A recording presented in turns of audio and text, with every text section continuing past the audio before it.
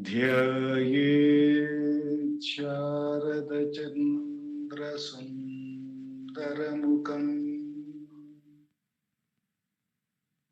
ताम्रारविन्देक्षणम् भक्ताभीष्टवराभयप्रदकरम् कौपीनमोत्रोज्ज्वलम्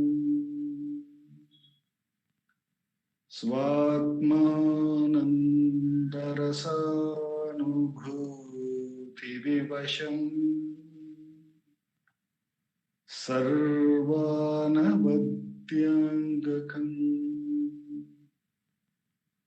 श्रीमन्तं श्रीरमणीश्वरं गुरुवरं योगासनाध्यासितं ध्यायेत् श्रीरमणीश्वरं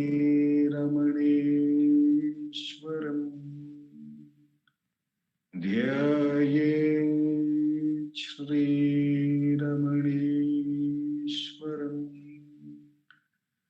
ध्यायेत् श्रीरमणीश्वरम्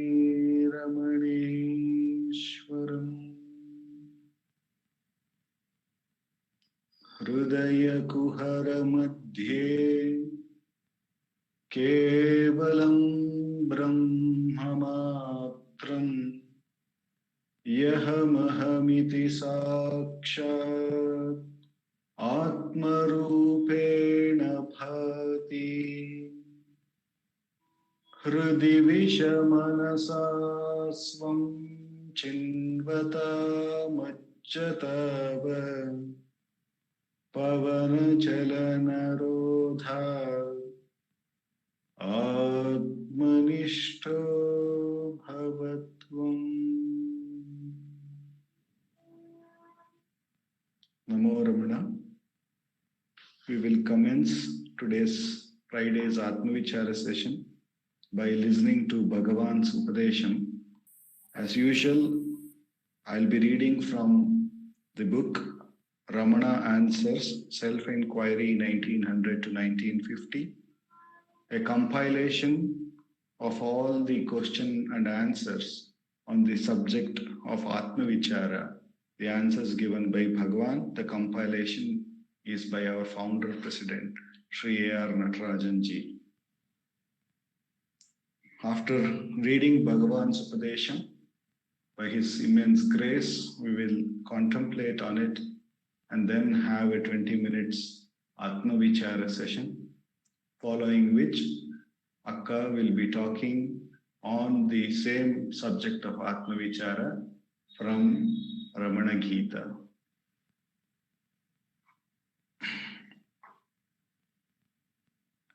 We have come to the 77th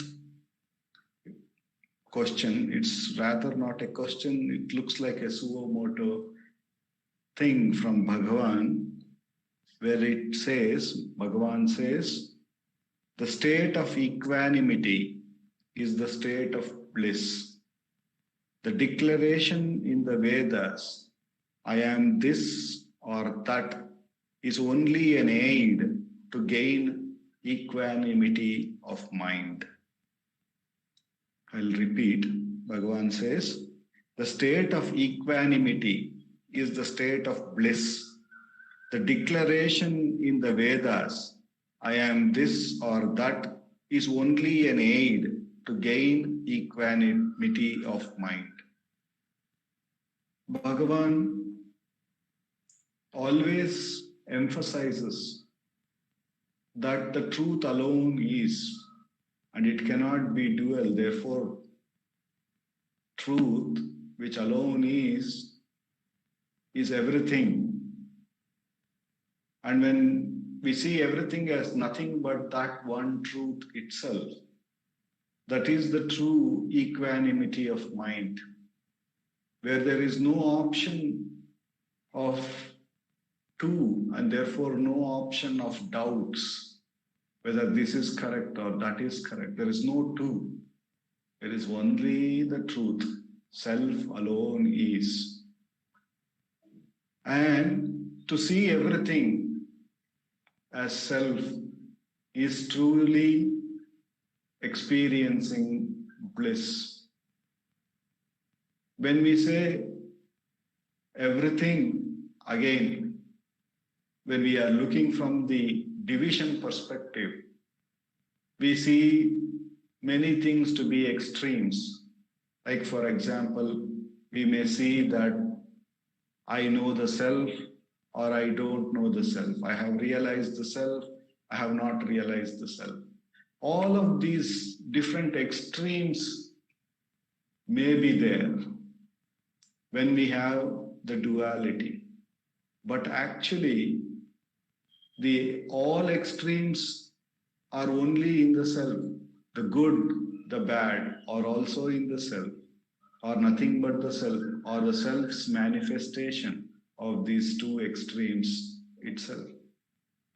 The only purpose of all these extremes and its expressions, when asked to Bhagavan, he says it is only to question to whom is this extremes, who is experiencing these extremes. And when we question and we realize it is I, and then to get back to the self are these two extremes that keep coming in our life again and again.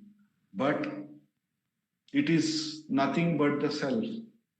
Therefore, when one realizes that everything is nothing but the self, it's like when everything is Dilip, there is no need to claim I am this or I am not this.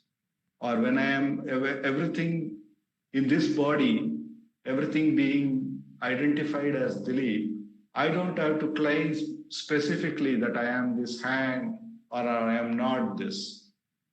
It is similar when the one entity, that ego, which continuously divides, where there is no absolute division in truth, is gone, is annihilated, is absorbed, or is not given any more reality, or is not seen as truth anymore.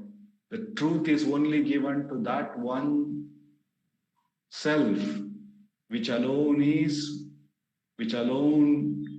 everything. When we see it, the truth as it is, and every time, if at all a thought of division appears, all we need to do is simply inquire to whom is this thought, because it's just an imagination that there is division. Absolutely just an imagination. What is only the truth, the self. So when we question that imagination, which has appeared in the form of a division, to whom is this? And we see that it is for me. And when we really seek the source of the I, we see that that one truth which is there has absolutely no discrimination whether the present circumstances seems to be appearing for the mind as good or bad. It is equally shining on it, equally giving light to it. That awareness is equipoised at all the time. When we recognize that we are that self, that awareness only, equipoised at all the time, whatever may be the state of experience that may be momentarily coming and going in front of us, and equally giving light. And therefore, instead of identifying with that, if I identify with a thought which seems to not like or like the present situation, then I am opening up an opportunity for many such divisions to creep in. And when we let so many divisions creep inside, obviously we are going to face the dvandvas, the sukhas and the dukkha continuously. So Bhagavan is making us recognize that not even holding the thought which are declared by Vedas, that I am this or I am that. Even that is an aid, says Bhagavan, because it is still pointing to something, saying as though it is standing aside from the truth. Whereas the truth is ever present and we are already that. We are that being consciousness which is equipoised very in nature. So there is no need to even gain this equipoise. We just have to identify with that truth, which alone is. If we can just turn every time these thoughts, these imaginations make us seemingly move away from that equipoised, all we need to do is inquire to whom is this thought, to whom is this division, to whom is this disturbance, and turn and recognize it is for me. And then when we question who am I, we see that we are nothing but the being consciousness, which never rises or subsides, which alone is and which is always equipoised. And Bhagavan says to be established in that equipoised state, in that equanimity is bliss, because there is no more movements. But if we are not established in it, then as I said, we have the possibilities of accepting, rejecting movements, all which are just nothing but total imagination. While how Bhagavan says that this is imagination, he says that he shows that it is imagination by turning us to the deep sleep. He says that in the deep sleep, when I was not believed, and there was no world, no need for me to do anything, as I was so blissful and happy in that deep sleep state, he asks us to turn to that truth which alone is even at this point in time. In the waking, also we can see that whatever the ups and downs, thoughts that are rising within us, the self, the awareness, the being consciousness is equally giving light to it. Whether it may be a good thought, it may be a bad thought, it is not discriminating. The one which is discriminating is the ego. And by giving reality to it, we feel that, oh, I am having such a bad thought. We may feel down or we may feel up. But Bhagavan, with his grace, has blessed us this Atma Vichara to even inquire who is feeling down, who is feeling up, and constantly turn us away from these imaginative thoughts into the truth, the being awareness, the being consciousness, which is there and giving light. He asks us to turn to it and see that we are always equipoised and experience that bliss here and now. With the immense grace of Bhagavan, with which alone we could have come to this direct path, with which alone we can comprehend his teaching, with which alone we can abide, letting go this imaginative ego. With his calling upon his immense grace for the next 20 minutes, let us do Atma Vichara. In Atma Vichara, Bhagavan simply says, no matter how many thoughts come within us and we recognize it, instead of pursuing the thought, we should diligently inquire to whom is this thought. The thought may be good, bad, ugly, even spiritual. Bhagavan says that we just have to inquire to whom is this thought. And the moment we inquire truly, we see that this thought is only for me, not for somebody else. So, therefore, the I, the first division, becomes available for us. It is for me, this I, this individual division which has happened in this whole thing, which is nothing but the self, becomes available. And thereupon, when we inquire, who am I? And try to go to the source of the I thought, or where from this I thought rises, or what do I really refer to as I within me? If we inquire, if we try to find, then we see that it takes us to the self. By repeatedly moving our attention from this division into the self, Bhagavan assures that the mind will gain enough strength to be established at the source, at the self, at that equanimity. And Bhagavan says that is the way to bliss. The immense grace of Bhagavan for the next 20 minutes. Let us do Atma Vichara.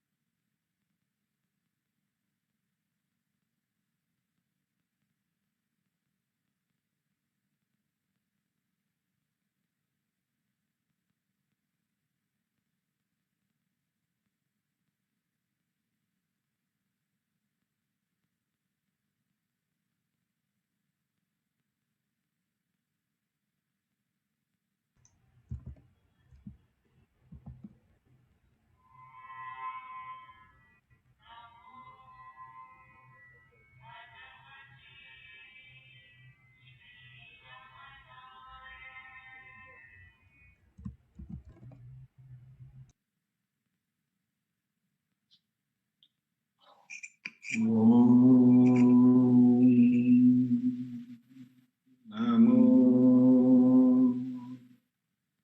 Bhagavate Sri Ramanaya.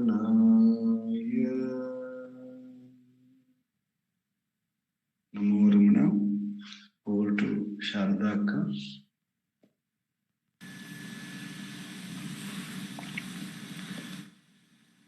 Namo Ramana. Prostrations to Ramana, shining as the self in all beings. By the immense grace of the self, shining as manifest as Ramana, we are meditating on the teachings of Bhagavan Ramana and have been allowed by that grace to practice self-inquiry as well. In the first half today, Philip was referring to, or he was shown the Suamoto statement of Bhagavan. And we in Ramana Gita are meditating on the Suamoto verse of Bhagavan, which is Hridaya Kuhara Madhye Kevalam Brahma Matram Hyahavaham iti Sakshat Atmarupena Bhati Hridi Visha Manasa Swam Chinbata Va Majjata Va Pavana Chalana Rodhat Atma Nishtho Bhavatvam. This is the verse which Bhagavan has given us, and this chapter has been dedicated to meditating on this one verse. No other questions or answers have been included by the Muni over here to indicate the significance of this verse. And the Muni himself has extended or given certain explanations, pointers about the significance of this verse in the latter part of the chapter. The first part of the chapter begins with the history, the recording of the date, Isha Putra Shake Bana Bhumi Nanda Dharamite Chaturmasye Jagausaram Sangrihya Bhagavan Rishihi. And then he comes to the actual verse, Hridaya Kuhara Madhye. So having said that, in the rainy season of the year of 1915, Bhagavan gave this verse, which is the essence of all teachings, the essence of the Vedas, the essence of the scriptures. And then Bhagavan says, Hridaya Kuhara Madhye Kevalam Brahma Matram. In the heart cave, Hridaya, he starts, this words starts with Hridaya. Hridaya is the word which is used by Bhagavan to denote the self. Hridyahamitti Atmataya Nrityasi Bhoste Vadanti Hridayam Nama. He has said in Arunachala Pancharatnam, because you are ever dancing as I in the heart, you are called heart. You are verily the heart, says Bhagavan in Arunachala Pancharatnam. This verse, Hridaya Kuhara Madhye, which was ostensibly started by Jagadishvara Shastri and completed by Bhagavan. Bhagavan, of course, is referring to the heart. Denoting the self as the heart makes it very dear to us. The heart is a word we always associate with something which is very dear. We say we hold it in our heart. That which is dear, we say we hold it in our heart. We also say that he or she or that is my very heart. So, whenever we refer to the word heart or hridaya, we do not refer to the physical organ of the heart, but something which is very dear, which is very beloved, which is very sweet. So, sweetheart. So, there is something very sweet, very intimate, very dear about the word hridaya or heart. And because the self is the dearest, the most intimate, the most beloved, therefore it is called the heart.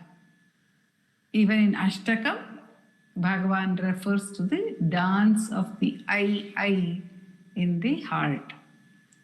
Actually, even in his verse on Tiruchuri, his own birthplace, a stray verse which Bhagavan has written on Tiruchuri, there also he calls it the aham or the heart.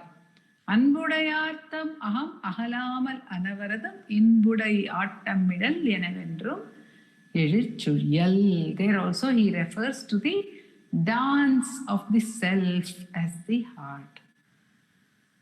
And when he was asked about who he was, when the verse was written, we saw that Bhagavan answered saying that Ariyadi itara jeevar ada ahavarija guhayil. Aham ahavarija guhayil. In the heart cave of the self. That's Bhagavan talks about it as the lotus, as the self, as the heart. Idayam is heart itself, is the word which he has used in Arunachala Pancharatnam. So here Bhagavan says, Hridaya Kuhara Madhye, in the center of the heart cave. Now, the cave is a place which is the home of sages and saints. In the Arunachala hill, in sacred mountains, we find the sages seek out caves and stay there and meditate there or do tapasya there. In Bhagavan's life, we find him staying in the Virupaksha Guha and later in Skanda Guha or Skandashrama, which was a little bit man-made or improvised cave later constructed by Kandaswami. But Virupaksha is a natural cave, and that's where Bhagavan resided for 16 years. So Bhagavan here is talking about that cave within us, into which we must retire for our enjoyment of the self, for the bliss of the self. We need to get into the heart cave, Hridaya Kuhara. And at the very center, we have to get to the very center of the cave. This morning I had a forward from my cousin of a Sufi story, because we are talking about the cave here. I was reminded about that story. So she says, in that story, there is a conversation between the sun and the cave. Now, the cave says, I do not know, I'm always in darkness. And the sun says, oh, is that so? I do not even know what darkness is. And the cave says, I don't seem to know what light is. All I seem to know is something which is there, which is darkness. So the sun says, why not we, for some time, for a short time, you come to where I am and I will go to where you are. And let us see what it means. You may be able to see what I see, and I may be able to see what you see. So the cave says, fine. And the cave goes up to the sun. And the cave says, my goodness, this is pure light. And the cave is very happy. It is very different from where I was, says the cave. This is bright, this is beautiful. And the sun goes into the cave. And the sun says, I don't see any difference at all. There is no difference at all.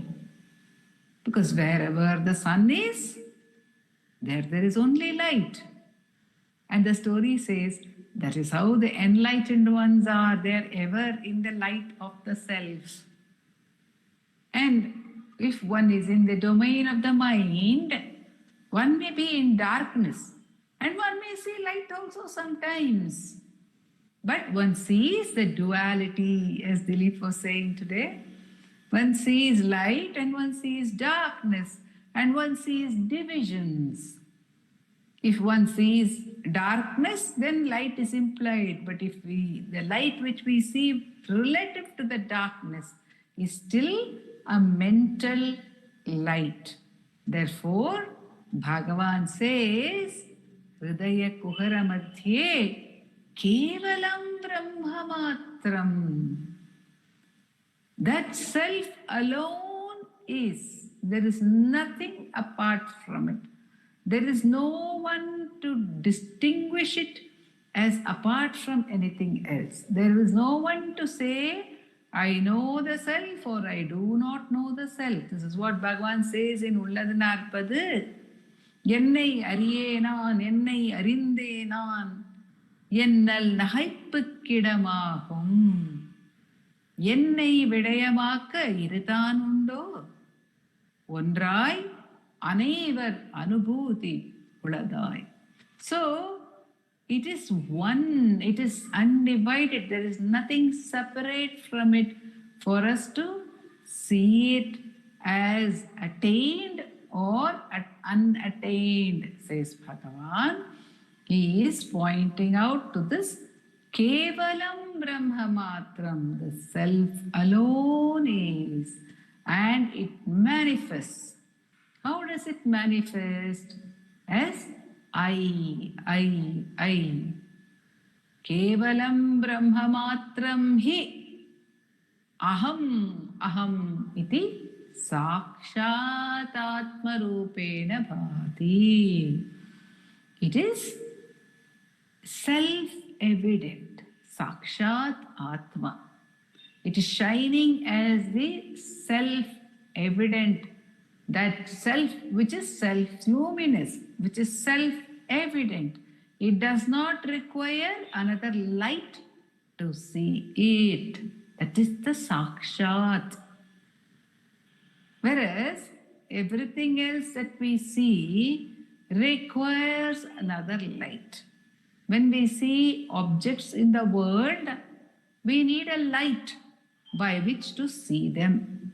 We need the sunlight, or we need the moonlight, or the starlight, or the light of the lamp, or the light of the candle, or the light of the electric bulb. We need a light by which to see the objects. And further, we need a light in our eyes by which we can see that light or even the darkness. So we need a light to see light and darkness.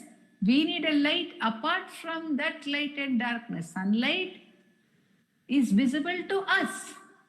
Sunlight is visible to us because of the light in our eyes. If there is no light in our eyes, we cannot see the sunlight, says Bhagavan in Ashtakam. So he says, Iraviyin arivaru kurudare avar. We may not know that there is some such thing as sunlight unless there is light in our eyes. And what is the light in our eyes?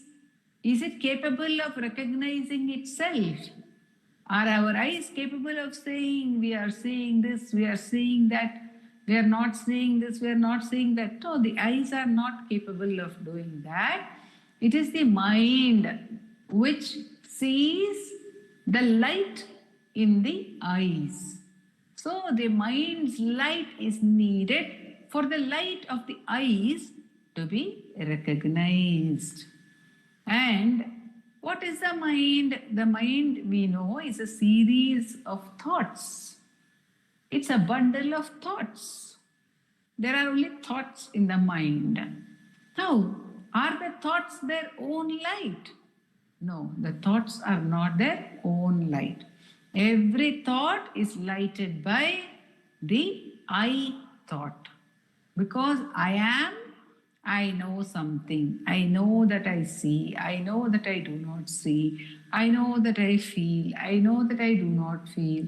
I know that I am happy. I know that I am sad. Everything is known to me because of my existence as a particular entity at one point of time. So all our experiences are for that particular entity.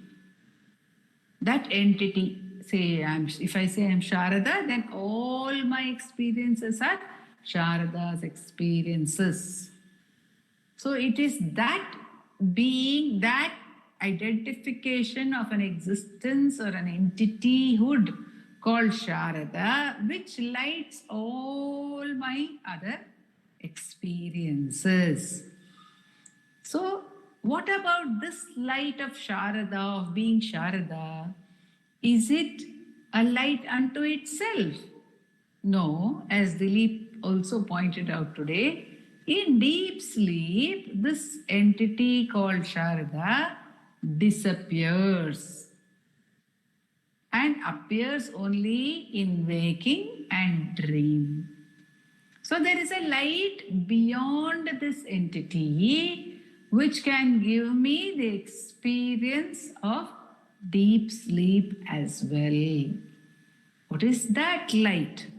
When we look at that, we understand that that is the light of the self, which lights itself. There is nothing further than it to light it. Kevalam brahmamatram hi aham iti sakshat atmarupena bhati.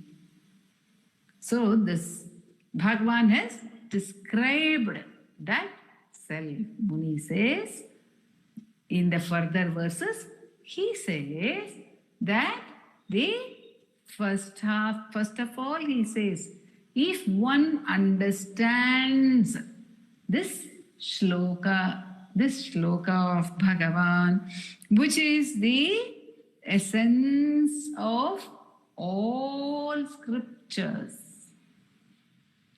Shlokam bhagavato vatran maharsherimamudgatam shrutyanta saram yo veda samshayo nasya jatu chit. Shrutyanta saram, that is Vedanta saram. Shruti is Vedanta, Veda, and Vedanta is Shrutyanta. Vedanta saram. Shrutyanta saram yo Veda. Veda is to know, knowledge. The ultimate point of knowledge. Veda Anta is also the ultimate point of knowledge. So the one who knows this ultimate point of knowledge, Shrutyanta saram yo Veda, one who knows, samshayo nasya jatu chit. No further doubt can come to such a person. One who has grasped, one who has understood the essence, the meaning, the import of this verse of Bhagavan, which is the essence of all scriptures. For such a one, no further doubt can ever arise, says Muni over here.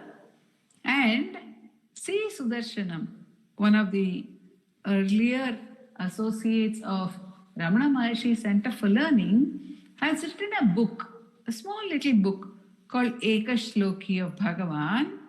And I will just conclude with his his observation about Muni's saying that there is no doubt which can assail us after knowing Bhagavan's statement over here. He says, as Kavyakanta has stated in Ramana Gita, that is the further verse, whoever understands this verse, the essence of Vedanta uttered by Bhagavan Maharshi, will never again be assailed by doubt. So Sri Sudarshanam says, it is both a warning and a warranty, respectively, of the doubts that may assail us, and doubtlessness we can attain. So he says that we are constantly plagued by some doubt or the other. The rise of thought is a rise of doubt. It doubts that the self is the fullness of bliss. The rise of desire is a rise of doubt. It doubts that the self is all encompassing and it alone is bliss. The rise of fear is the rise of doubt. So, whenever doubts arise, Sudarshanam is indicating to us, Sri Sudarshanam is indicating to us, let us go back to this verse so that the doubt disappears. Let us hold on to the words of Bhagavan. Kevalam brahmamatram hi aham iti sakshat atmarupena bhati. It is shining. And it is also the assurance, as we saw last time. It is an assurance from Bhagavan, says Sudarshanam ji as well. The content of this understanding mentioned in the sloka of Nayana is perhaps nothing but the grace which takes over in order that human effort fructifies.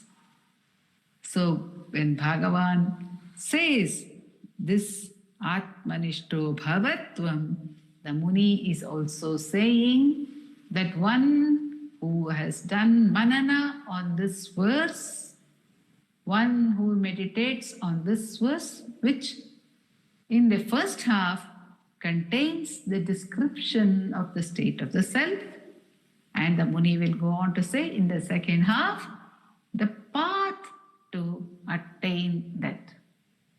But here itself, the Muni says that here is the blessed state beyond all questions, beyond all dualities is given to us because Bhagavan has said, Atmanishto Bhava.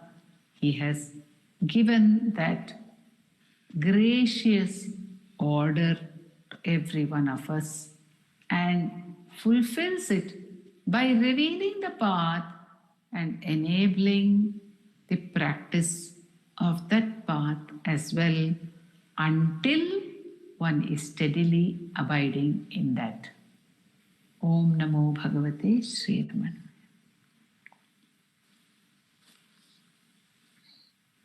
Namo Ramana. Thank you, Akka. Namo Ramana. Apara Satchit Sukhavarirashi Yasyornimatram Bhuvanam Samastam Guhahitam Tam Ramanam Ghabhiram